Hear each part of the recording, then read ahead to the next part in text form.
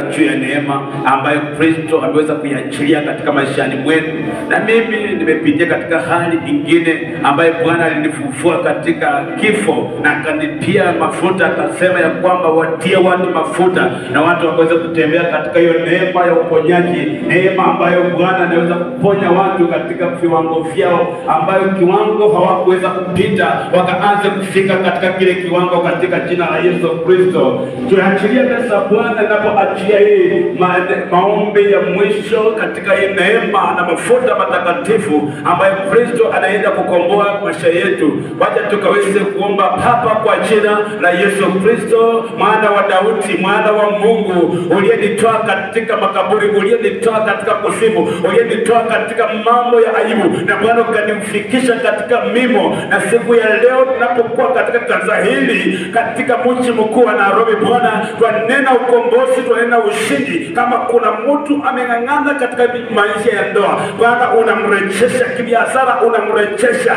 kihali ya udhaifu, unamrejesha. Nguvu zinaanza kumbariki, nguvu zinatembea pamoja na yeye. Aina yote ya mikosi sio jina lake, kwa jina la Yesu Kristo wa Nazareti. Maana una nguvu katika maandiko yako. Maandiko yako inasema ya kwamba Bwana ndiye mchungaji wetu, hatutapungukiwa na lolote. Iwapo kuna lolote limepunguka, Bwana unarejesha katika Zaburi 23 ya kwamba linakuwa ya kwamba wewe ndiye mchungaji. Aita ya kwamba tunapopita katika ufuli wa mauti, hakuna mabaya wanaokopa, kwa maana wewe ndiye kongo lako na fimbo yetu yako. Bwana fariji kanisa katika jina la Yesu Kristo. Bwana wabariki wanapoondoka, wabariki wanapotembea, wabariki na ujumbe huu shetani asinyang'anye mbegu. Bariki praise and worship, bariki viwango vyote na askofu wa kanisa hili. Bwana unasema pamoja na yeye kanisa linaongezeka, watu wanatoka pande zote wanapanua hii kanisa. Kuanzia mwezi huu mpaka mwezi ambao unaenda, Bwana kutakuwa na mafuriko